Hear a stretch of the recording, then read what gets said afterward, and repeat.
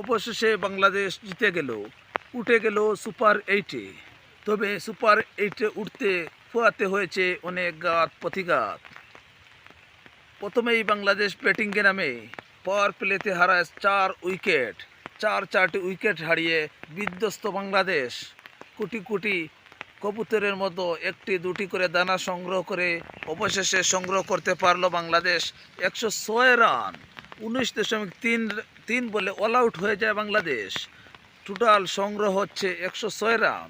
তাকে ডিপেন্ড করতে পারবে বাংলাদেশ? যেভাবে নেপাল ব্যাটিংকে নামলেও প্রথমে ভালো সূচনা দেয়, কিন্তু অবশেষে তারাও পাওয়ার প্লেতে হারায় 4 উইকেট। তবে পঞ্চম উইকেটে 50 রানের দুর্দান্ত জুটি করে কামব্যাক করল নেপাল। জয়ের আশা জাগলো মনে।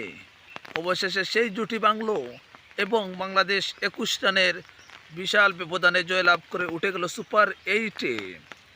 অন্যদিকে শ্রীলঙ্কা ও নেদারল্যান্ডের মধ্যে ম্যাচে নেদারল্যান্ড বোলিংয়ের সিদ্ধান্ত নিল এবং শ্রীলঙ্কা দুর্দান্তভাবে 200 রানের বিশাল সংগ্রহ করলো।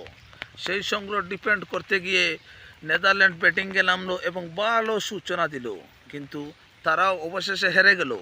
তবে আজকের ম্যাচে এই সুপার এইটে তাদের ওঠার কোনো সুযোগ ছিল না, কারণ বাংলাদেশ জিতে সুপার এইট নিশ্চিত করে ফেলেছে। আজকের এই ম্যাচ জেতার পেছনে টার্নিং পয়েন্ট কী হতে পারে?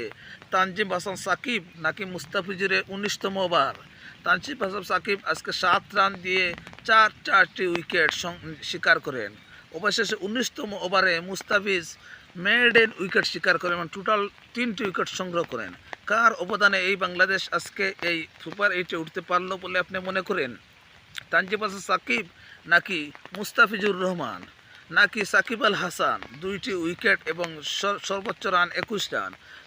কোথায় ম্যাচের মুড়ি ঘুরে গেল বলে আপনি মনে করেন? আমি তো মনে করি পাওয়ার প্লেতে 4 উইকেট যে পড়ে গেছে তখনই বিধ্বস্ত হয়ে গেছে।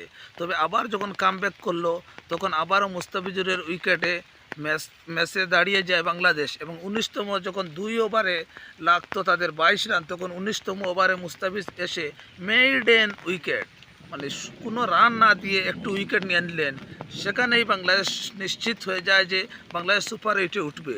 সেই হিসাবে ম্যাচের টার্নিং পয়েন্ট হচ্ছে এক পর্যায়ে বলা যায় যে প্রথম পাওয়ার প্লের 4 উইকেট আর পরবর্তীতে বলা যায় 19তম ওভার।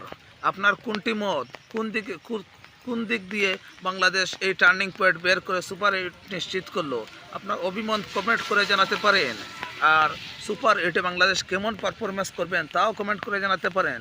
তবে সবচেয়ে দুঃখজনক কথাটা হলো ব্যাটিং বিপর্যয়ে বাংলাদেশ, টপ অর্ডার বারবার ব্যর্থ। সেখান থেকে কি রক্ষা পাবে বাংলাদেশ? কামব্যাক করবে কি টপ অর্ডার? কমেন্ট করে জানান এবং বাংলাদেশের জন্য দোয়া করেন যাতে সুপার এইটেও ভালো ফলাফল করতে পারে। ধন্যবাদ।